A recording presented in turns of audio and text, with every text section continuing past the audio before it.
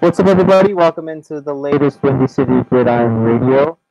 This is Robert Zablinski with you as always, host of WCG Radio. You can follow us on Twitter at WCG or at WC Gridiron. Follow me on Twitter at Robert Zablinski. And today, following the Bears' heartbreaking loss to the Packers on Sunday, we're going to start previewing their next game, their home opener for the 2018 season against the Seattle Seahawks. To help preview said matchup, I've brought on the Field Gulls' Jacson Bevens, who you can follow on Twitter at Jacson Bevens, and that's at JACSONBEVENS, and you'll see his screen name. The disrespect has been noted. Jackson, what's up, man? Hey, thanks for having me on, Robert. I appreciate it, man. Uh, let's jump right into it. I noted too that that we should talk about the offense. That's probably going to be the key matchup in this game. How the Seahawks plan to block Khalil Mack after going against Von Miller in the Broncos defense. And it didn't really go entirely well, just looking at the box score itself. 6 sacks, 3 for Miller alone, 8 tackles for loss, 11 quarterback hits. Jackson, what happened? Yeah, well, Von Miller happened. I mean, I think Seattle decided they didn't want to sacrifice an offensive weapon every play of the game by keeping someone in to help Jermaine Ifedi with Von Miller, and the result was, they were counting on Russell Wilson and his borderline unparalleled escapability to kind of help neutralize that a little bit. And there were some plays where that really worked, and it really opened up with, rookie tight end Will Dissly getting over 100 yards, number of successful pass plays to running backs. Those are players that would normally stay in to help if you're going to chip block on a guy like Miller. And I think especially once Baldwin left with a knee injury, they were so devoid of weapons that they couldn't afford to sacrifice any others. And it was just sort of which poison do you want to drink? And there were, Von Miller got 3 sacks as a result. He had Jermaine Ifedi had no shot against him, and Jermaine Ifedi's going to have no shot against Khalil Mack either. So it'll be really interesting with Baldwin out this week to see if they do decide to try and keep a tight end in to help block, or if they double on the edge and allow some pressure up the middle and let Russ deal with it that way. But, I think it's going to be ugly. I think you guys are going to get 4 or 5 sacks. On the other side, you keep talking about Jermaine Ifedi. How did Dwayne Brown hold up? Probably someone that was more matched up more often against Bradley Chubb. I don't anticipate that Khalil Mack will be going often against him. But the Bears will exploit that matchup, but there's obviously also Leonard Floyd and Akeem Hicks to deal with on the other side. Yeah, Dwayne Brown is great. I think that he is a top 10 left tackle in the league and is definitely the anchor of that line. There's no question that Seattle has played better since acquiring him on the offensive line than they did before. And the thing is, it's like you've got kind of a stalwart on the left side and an unknown quantity at best. That's optimistic on the right side. If you've got an elite pass rusher, why waste them against Dwayne Brown? I imagine that we'll see Mack coming off the right side of the offense a lot more often, just like he's doing against Green Bay. And, Dwayne Brown is definitely not anyone we're worried about over here. It's everybody else. I saw that. So Rashad Penny was one of the Seahawks' top draft picks this year, and I saw that Chris Carson actually got more time and more touches than him against the Broncos. What's the story there? And is that going to be something that Seattle uses to try to mitigate the Bears' pass rush? Yeah, the story there is pretty succinct. Chris Carson's the better running back right now. Rashad Penny has some pretty remarkable upside. He was definitely a surprise first-round pick. Wasn't really on a lot of our radars, but we've gotten pretty used to that with John Schneider and Pete Carroll picking guys. And we're talking about a running back who led college football in yards after contact, who led college football in yards rushing, had I think one of the 5 or 6 highest rushing totals in the history of college football. He was second only to Saquon Barkley in missed tackles forced last year at San Diego State. So, the potential is definitely there. But Chris Carson is an undrafted running back who sort of worked his way into the starter's role last year before he hurt his leg and missed the rest of the season. But over the last 2 seasons, even in limited work, you can just see the way that he moves is different and better than any other running backs on the roster. It's more powerful. He averaged over 7 yards a carry against Denver last year, added another 30 yards or so through the air, and had a 60-yarder called back on a block that had nothing to do with a hold that was on a block that had nothing to do with the play. So, he very easily could have had, 150 yards in that game, and Seattle would have had more points if that didn't get called back. That turned 1st and 10 in field goal range into 1st and 20 on their own 15. So, Chris Carson he looks like a really, really effective running back. And Pete Carroll has been pretty open over the last 2 days saying that he's going to get the bulk of the work against you guys. I know he's not exactly lighting it up, but I have to ask the question. Is there almost sometimes regret of not having Marshawn Lynch still in there, especially seeing him sometimes make those original flash plays like he did against the Rams on Monday night? Yeah, of course. You're talking about a Hall of Fame running back. You're talking about a guy that defensive players speak about reverentially.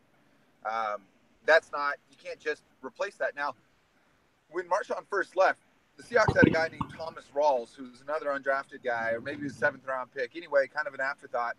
And he, in his first 5 games, averaged something like 140 yards per game from the ground, had 2 200-yard rushing games, which is more than Marshawn Lynch has ever had in his career in a game. And it looked like Seattle was going to be set. Then he broke his ankle and just has not been the same since. And it's just been a bunch of Eddie Lacy and Mike Davis and CJ Procise and a bunch of guys behind a bad line that can't make it work. And so, yeah, it'd be great to have Marshawn in those situations. But I think the time had come for them to move on. Marshawn and Pete Carroll reportedly weren't talking to each other. It sounds like there was a lot of division being sown within that locker room about the decision to pass on that final play in the Super Bowl instead of give it to Marshawn again.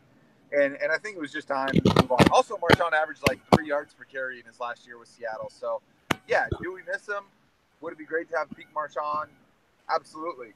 The other thing is, when Seattle was leading the NFL in rushing yards every year from 2012 through 2014, they were doing it when the league was basically not allowing defenders to hit the quarterback on read option.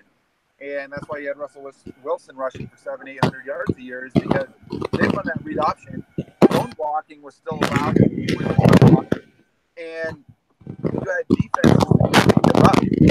So, you had this 2-headed rushing monster, the most gifted rushing quarterback and maybe the most gifted running back. And you didn't know who was going to have the ball, but you were only allowed to hit one of them. And they just changed the rules, which means if the quarterback fakes a handoff, he's still free game. And, Seattle's not interested in having their franchise quarterback get hit 20 times a game. So they haven't really figured out how to run since that's happened. But yeah, would Marshawn Lynch help? Yes. Would it make them demonstrably better right now? I don't know. Wilson, them not having an interest in Wilson getting hit 20 times a game because of the option rules. I imagine that's why the offense has transitioned so much to where he's producing. What was the number last year? Like 60 or 70% of the Seahawks offense? I remember some kind of crazy figure. I'm sure you have even on the top of your head, like where he's producing most of the yards rushing and passing. Is that why the transition happened, or is it just that the Seahawks playmakers got better, or a combination of everything? Yeah, I think the rule change is probably one of the biggest catalysts. And you talk about Russ's huge share of the offense last year. He actually accounted for 87% of Oh, it was yards, 87%. I was underselling it. Okay, go on. which was an NFL record. He scored 38 or was responsible for 38 of their 39 offensive touchdowns. It was also an NFL record.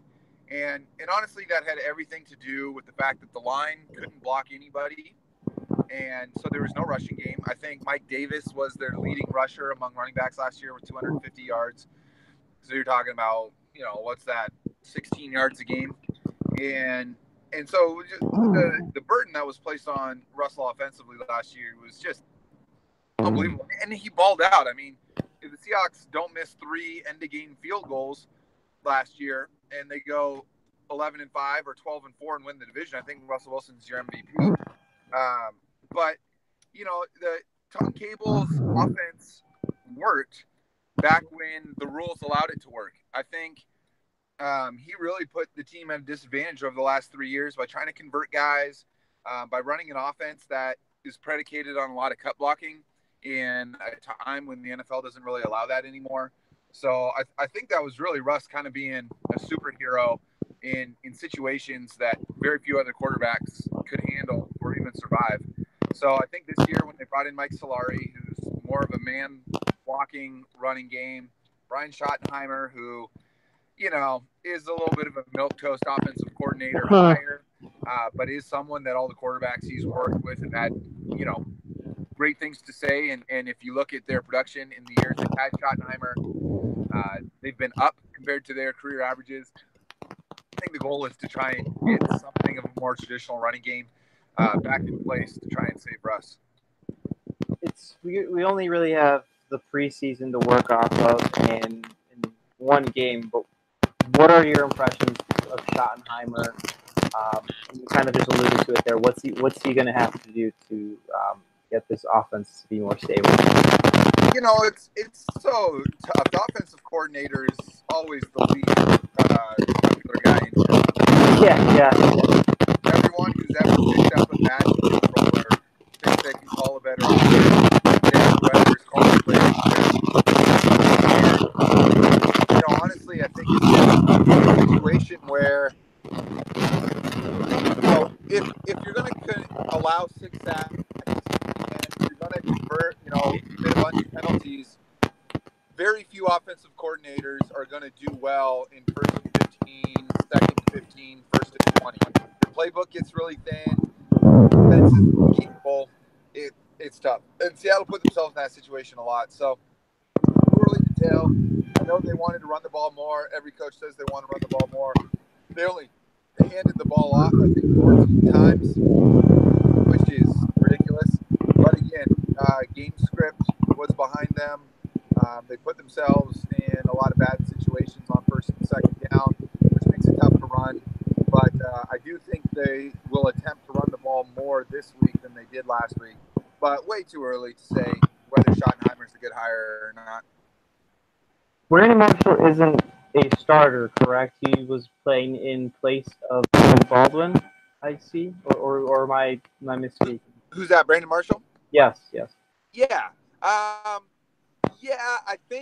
I think he's sort of their de facto second outside receiver. I mean, really, beyond the top 2 receivers, which in Seattle's case are Doug Baldwin and Tyler Lockett, most teams are doing a rotation. And Brandon Marshall, I think, before Baldwin left, was being seen more in 3rd down and red zone situations, which is where he's still extremely gifted. And he had a great game. In that fact, he was the only Seahawk to convert 3rd downs in that game. And, basically caught 2 touchdowns. One of them was called back on a kind of ticky-tack offensive PI. One that he admitted was probably technically pass interference. But anyway, he's definitely a starter now with Baldwin out. And I think after his performance, he probably supplanted Jerron Brown as the second outside guy anyway. I think Jerron Brown only had 1 target in the game. But, I think Brandon Marshall, a guy you guys are obviously familiar with, is still got something. And he's a big target on a team that's kind of devoid of them. So, yeah, I'm excited to see how he plays throughout the year. And I think he can be a legit wide receiver 2, wide receiver 3 but it's doubtful that he'll be spectacular. Was signing him more of just something trying to salvage something out of the offense, get it potentially, like you just kind of noted, a red zone weapon? I mean, he's 34 years old. I'm we've just been saying, we're not sure how much he really has left in the tank. It's more his physical tools coming into play in that red area. I almost feel. Yeah, totally. He was definitely a late flyer. They gave him the minimum guaranteed money. I don't know that they expected him to make it out of camp. I think it was similar to them bringing Terrell Owens in a few years back. And they've brought in some older receivers in past camps to see if they have anything left. And Marshall just went in there and kind of dominated training camp. I was fortunate enough to attend one of them, follow training camps pretty closely, and no one could really guard him. And Russell Wilson, for as good as he's been in his career, and I truly believe he's a top 4 quarterback in the NFL, he's been kind of just okay in the red zone. And when you're a shorter quarterback, it's difficult to throw in the red zone. Russell Wilson throws such a nice deep ball, and it's reflected in his deep ball efficiency. But when you're short, throwing it short is difficult, especially against a packed-in defense, because that ball doesn't have time to turn over and come back down like it kind of does with a taller quarterback. And so last year with Jimmy Graham, all of a sudden he was amazing in the red zone because he finally had a receiver that gave him margin for error. He didn't have to make a pinpoint pass to a Tyler Lockett or a Jermaine Kearse or a Doug Baldwin who are 6 feet and under.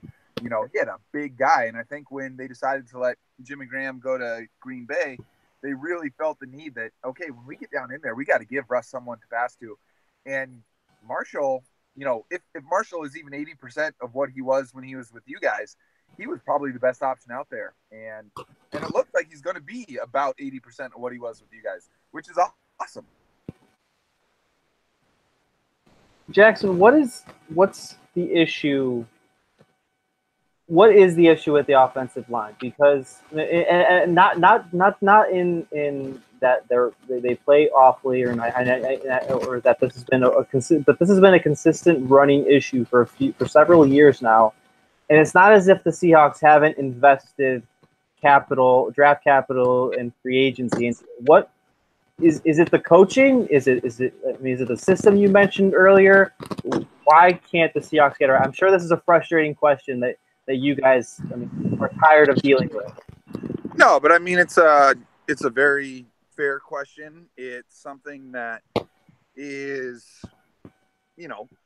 relevant. It's been relevant for a long time. It's, I mean, they haven't been able to block anyone in about 4 years. And if you're asking me, I think it was the coaching. I think Tom Cable was asking guys to do things they had no chance of doing. I mean, the thing to keep in mind when talking about offensive line play is there's only maybe 6, 7, 8 teams that have good offensive line play. The gap in athleticism between offensive linemen and defensive linemen has widened so much in the past 7, 8, 10 years. There's very few Aaron Donalds and J.J. Watts and Khalil Macks and Von Millers that are playing offensive line, right? I mean, if you're 280 plus and a freak athlete, are you going to play offensive line or are you going to play defensive line, right? Where's the money? Where's the longer career at? Where's the glory at? So I think that's really at the heart of it is you got a huge athleticism gap between offensive line and defensive line. Plus, defenders are just allowed to do more with their hands than offensive linemen are. I mean, it's just the deck is stacked against both. So that has to be kept in mind. But I think the biggest issue was Tom Cable asking guys to block in space in a league that no longer allows cut blocking in the way that they used to. And so,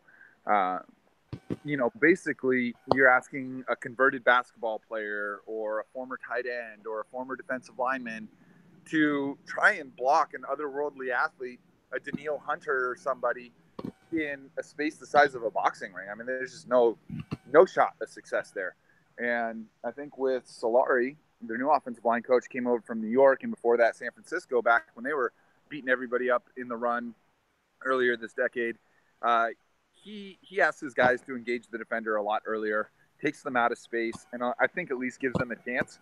So I'm hopeful that happens, but I think that Tom Cable is just using an outdated system that didn't give his guys a chance to be successful, and we're hoping that changes now. Yeah.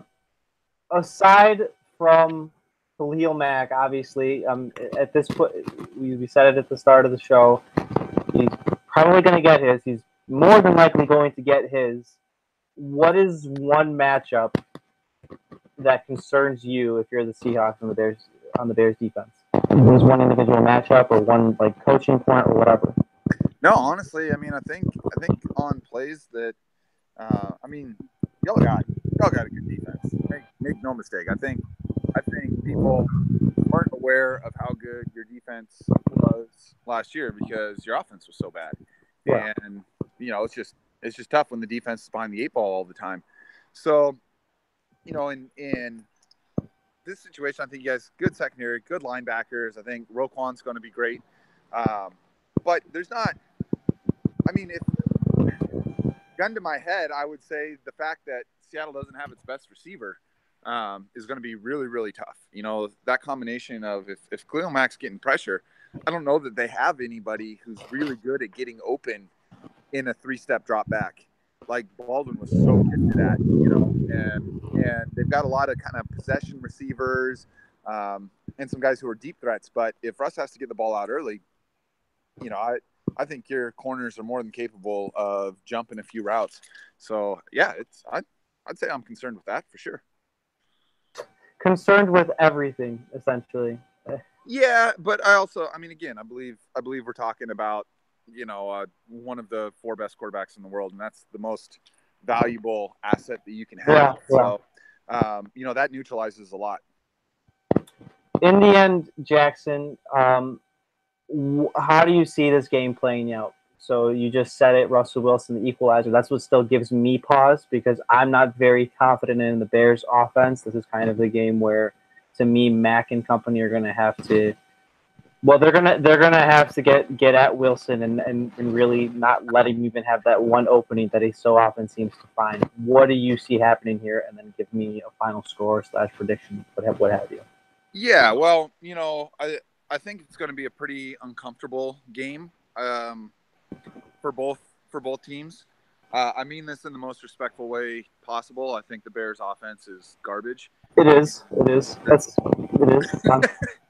I'm not a Trubisky guy. I would love to see what Nagy can do with him. I think you definitely are putting the right offensive mind in place there, but I think it's gonna take some time. I do like your running backs, and I do like Allen Robinson. He's back, but I just don't think you guys are going to score a lot of points. That's going to keep Seattle in it because I think Seattle's going to be working really hard to get to 20 against your defense. My guess is, I'm probably leaning towards the Bears winning this one, and probably something like a 23-21, 14, something like that, where it may be one of the least watchable Monday night games of the year. I hope I'm wrong. I would love to see both offenses execute well. I'd love to see great plays by defense. And the thing is, Earl Thomas is back now, and Earl Thomas showed that he's still the best safety in the game. With zero practices, he went out there and absolutely lit it up. I think the combination of him and Bobby Wagner is one of the top two middle linebackers in the NFL. A guy like Trubisky, I think that's going to be real difficult too. So I imagine we'll probably see at least 4 turnovers in this one, and it'll probably come down to whoever scores last. Okay, fair enough. I think we can all hope for better football, but I agree. It doesn't really look too promising on paper. It would be pretty painful. Jacson, thanks for hopping on, man. Thanks for taking the time. Really appreciate it. Yeah, I appreciate it, man. And good luck to your boys every week except this one. Same. I'll pass along the same sentiments.